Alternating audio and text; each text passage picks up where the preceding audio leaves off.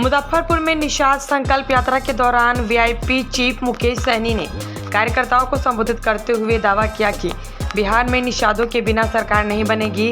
एक दशक पूर्व भी निषाद समाज को नहीं जानता था, न ही उनकी कोई पहचान थी, लेकिन आज वीआईपी पार्टी तथा निषाद विकास संघ के बलबूते निषाद समाज को एक नई पहचान मिली। कोई भी बड़ी लड़ाई 1-2 दिनों में नहीं जीती जाती, उसके लिए संघर्ष करना पड़ता है।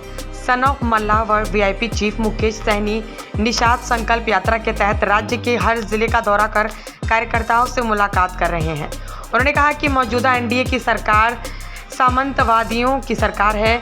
वीआईपी चीफ मुकेश सहनी ने कहा कि आज एक भी निषाद का बेटा ऊंचे ओहदे तक नहीं पहुंच पा रहा है। इसका कारण आरक्षण नहीं मिलना है।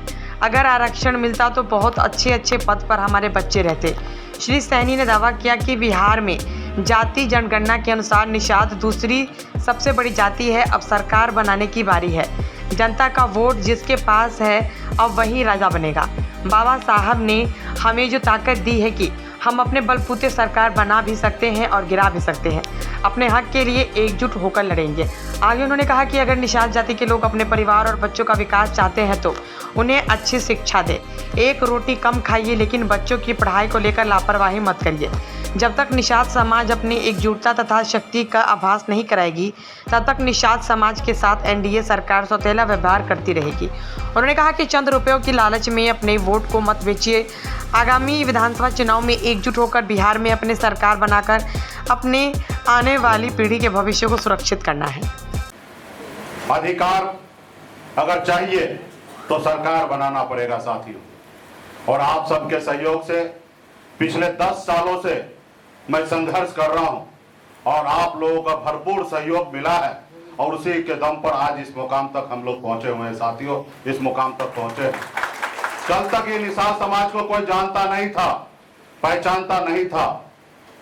अगर पूरे बिहार में अगर थोड़ा बहुत अगर निषाद समाज को लोग जानते थे तो सिर्फ मुजफ्फरपुर जिला में ही लोग जानते थे। पूरे बिहार में लोग नहीं जानते थे कि निषाद समाज क्या चीज है। लेकिन आज पूरे बिहार ही नहीं, पूरे देश में अगर जानने लगे हैं तो सिर्फ मुकेश सहनी का योगदान नहीं है साथियों, सिर्फ मुकेश सहनी का योगदान नहीं है। इस मुकाम तक आने के लिए पूरे बिहार का एक निषाद मजबूती से वीआईपी पार्टी और निषाद विकास संघ के साथ खड़ा हुआ। इसके दम पर आज हम यहाँ पे पहुंचे हैं साथियों, उसके दम पर पहुंचे हैं। तो साथियों, कोई भी लड़ाई 2-4 दिन में नहीं जीता जाता है साथियों, उसके लिए समय लगता है। सिर्फ जरूरी है कि आप अपने कर्तव्य के साथ मजबूती से उस रास्ते पे चलिए साथियों, उस रास्ते पे चलिए। ये देश पहले गुलाम था, पहले इस पे राजा महाराजा का शासन हुआ करता था, लोग को गुलाम बना के रखा था।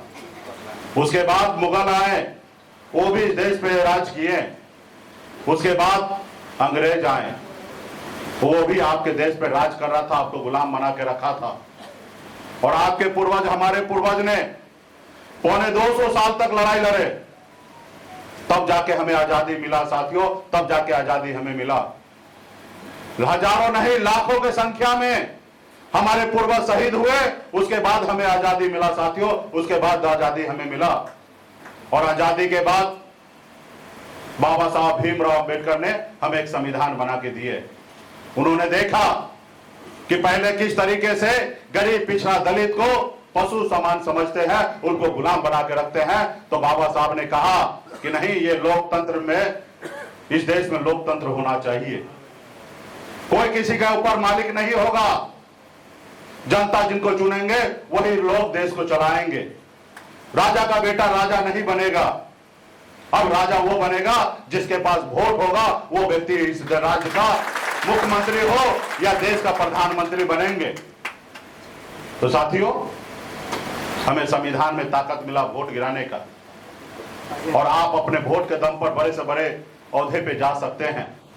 जैसे हमारे आदरणीय लालू प्रसाद यादव जी, मुलायम सिंह यादव जी, दलित की बेटी बहन मायावती जी, इन लोगों ने पैसे के दम पर अपने अपने राज्य में मुख्यमंत्री ने बने, अपने लोगों के वोट के दम पर राज्य में मुख्यमंत्री बने। और